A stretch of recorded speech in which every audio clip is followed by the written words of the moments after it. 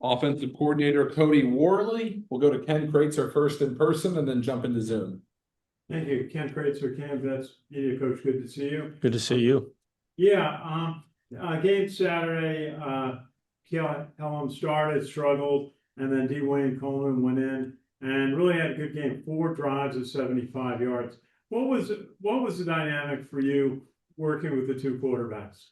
Yeah, really disappointed with the start, obviously. But we knew we needed a spark at that moment when we chose to put Dwayne in the game, and for him to handle how he's handled really the last 3 weeks, coming back off injury, going with Kel as the starter, and he's never flinched.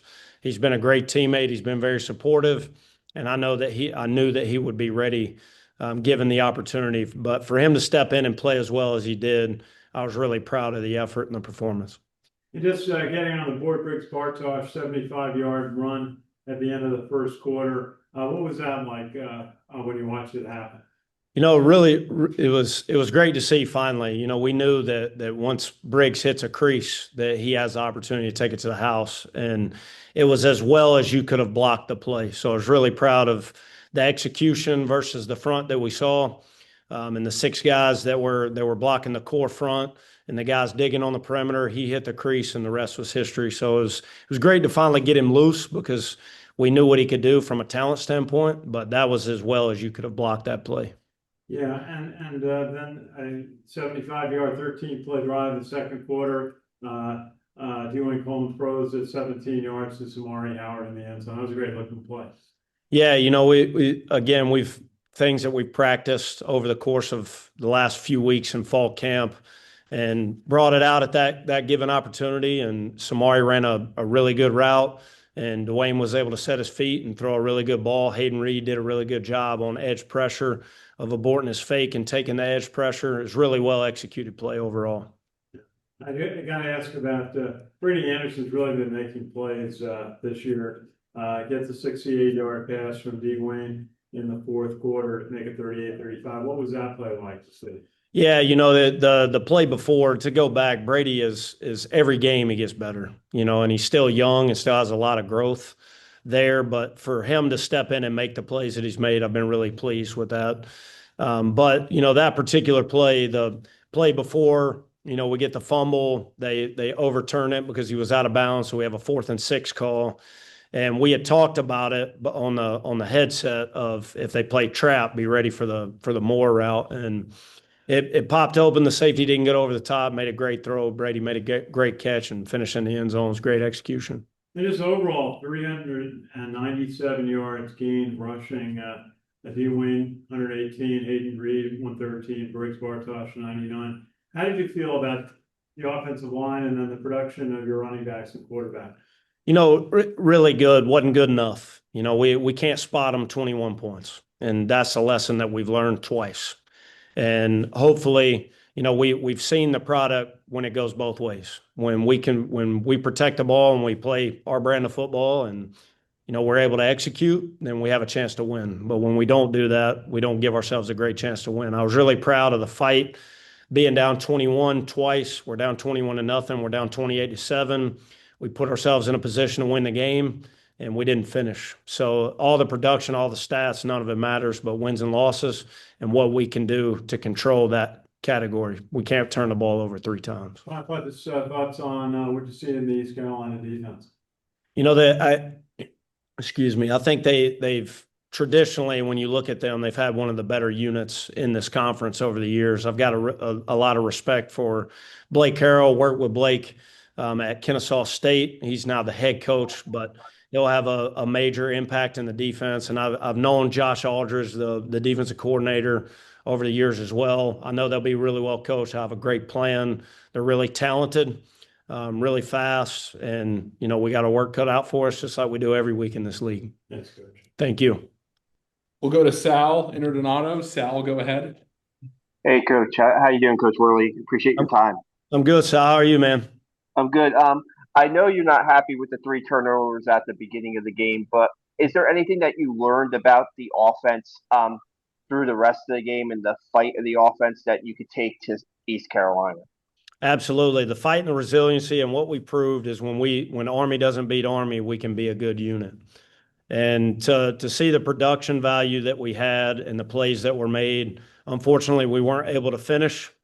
That's still, we've been on both sides, right? We found a way to finish in the game we won, and we've fallen short twice. So, just really stress the positives of what we're capable of when we do our job. And I think that was showcased on Saturday with the offensive unit overall, but we're still a long way away.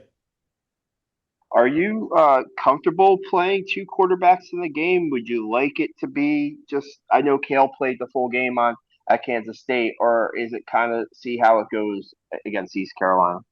I think both guys are going to have to play. I don't want to play musical quarterbacks. But the situation of the game, I felt like we needed to make a change and provide a spark, and Dwayne was able to do that.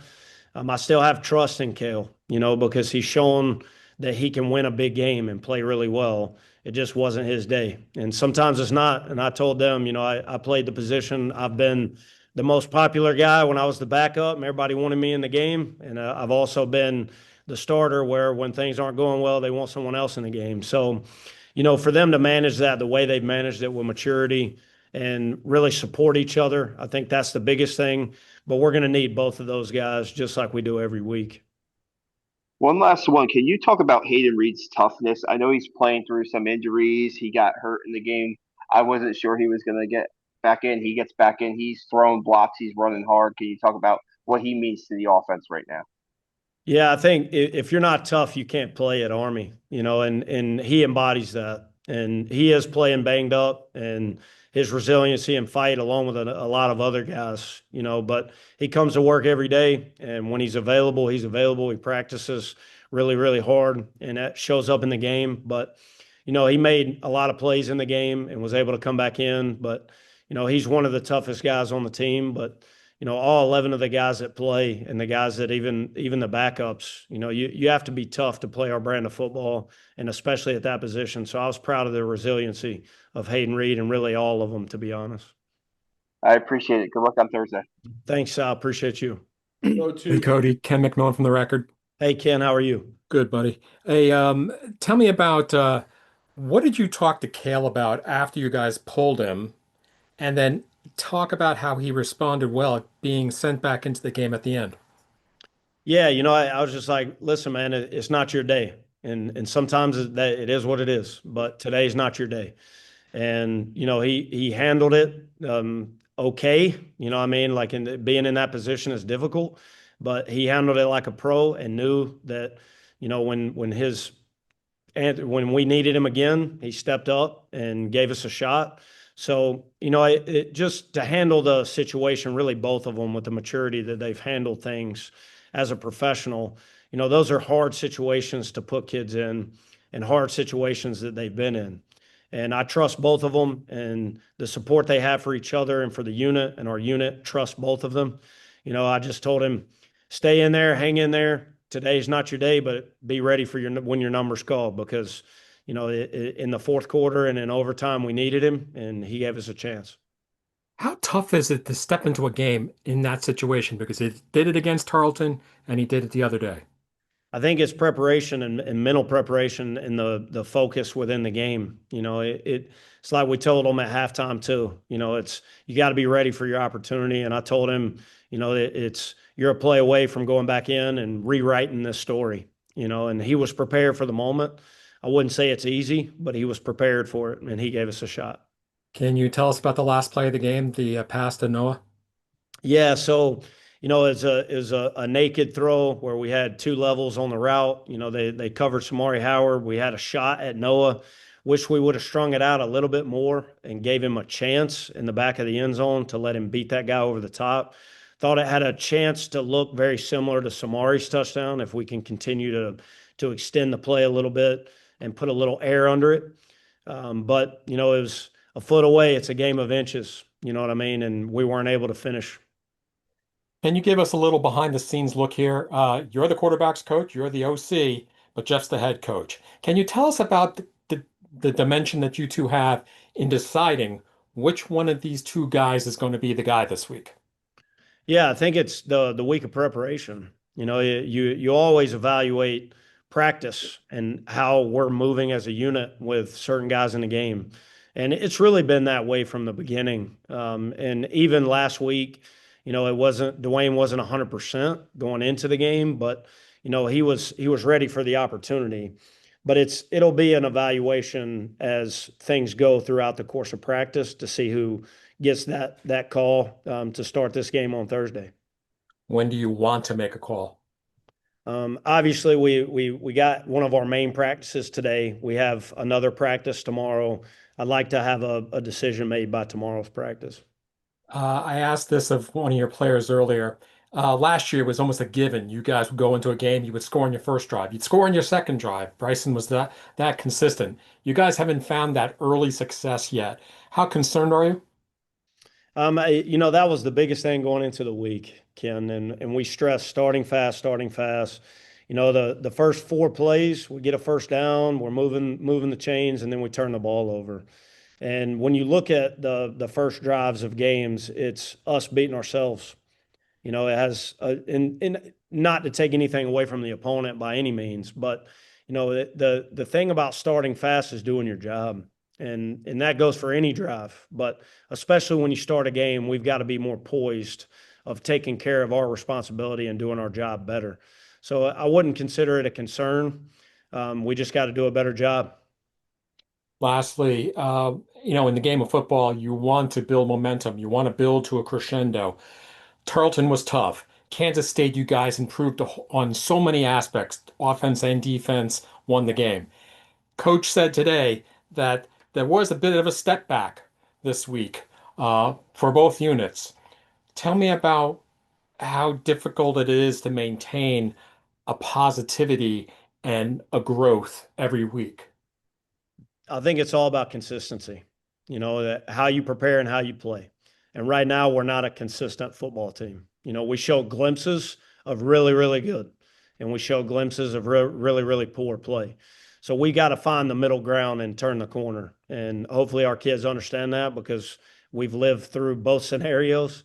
So we still have some youth at some positions, and hopefully, through circumstances and opportunity, we learn from things and we can move on and put it all together in a game this Thursday. That's the goal. Do you hate Thursday games after a Saturday? And who has the tougher job, you as OC or Nate as DC on such short notice? You prepare for it when the schedule comes out and you know that it's going to be a quick turnaround. I wouldn't say that I hate it. No, it's especially after that type of game on Saturday, you want to flush it, put it behind you, and get right back to work. And that's our mentality. I know our guys will be prepared and they'll be ready to play on Thursday.